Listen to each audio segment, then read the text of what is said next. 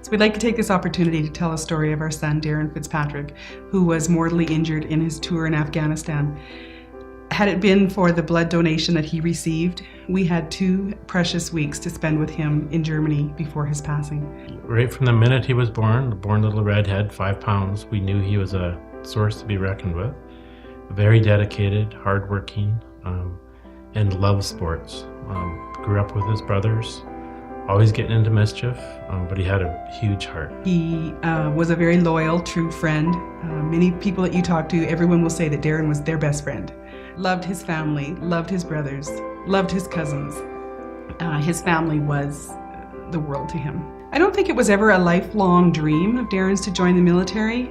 It wasn't a decision until he reached his late teens that he decided to join the military, but it was within his nature and his character, like as I said earlier, to care for the less fortunate.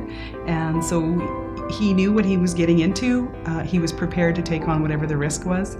He just knew that there was a reason for him to be there. Darren always liked sports. He always really excelled at the team sports, and one of the reasons that he told me that he liked the military so much is that he felt it was a real camaraderie and a team atmosphere. Darren had a huge heart and very much the protector, and he saw that over in Afghanistan. It gives us a warm feeling that he was doing what he wanted to do. Darren was on a foot patrol and was injured through an IED. He was critically injured in the field, and to the point where actually he'd lost his entire blood volume.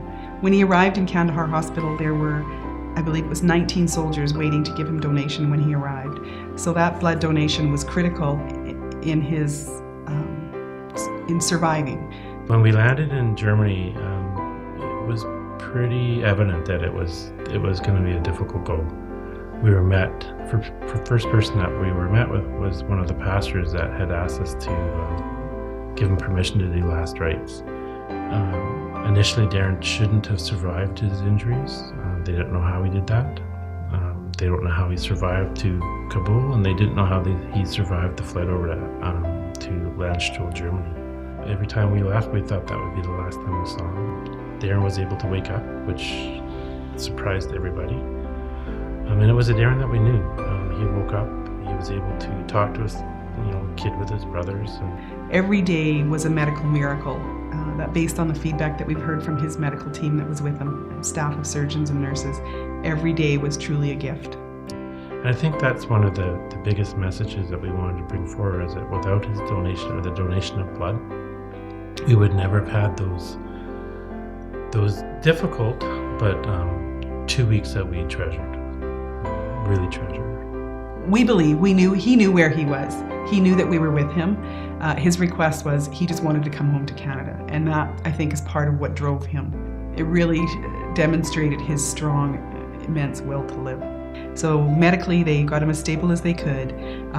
We loaded him into the plane and brought him home to Edmonton. It was very emotional, coming home to Canada, for sure. Just the significance of landing in Canada. That was his one request, right? We don't know how to pay it back.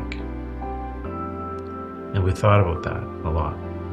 And I know that if Darren had survived, he would have been adamant about paying back the blood that saved his life.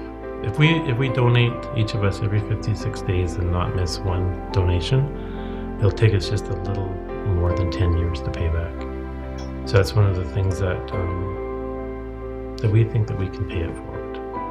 Absolutely, Darren would want us to do this and to pay this forward. So that's what this is all about for us. One of the things that we've heard consistently is that people want to help. They want to find a way that they can to help, and they don't know what that is. So this, I think, would be one way to do that. And that's what we've decided as a family as well, right? One of the fears of parents and those who have people that serve in the military, that when they pass, that they're going to be forgotten. And I just want people to really remember those, and remember the sacrifice of all of our military personnel, that they've served and that they've given of themselves the ultimate.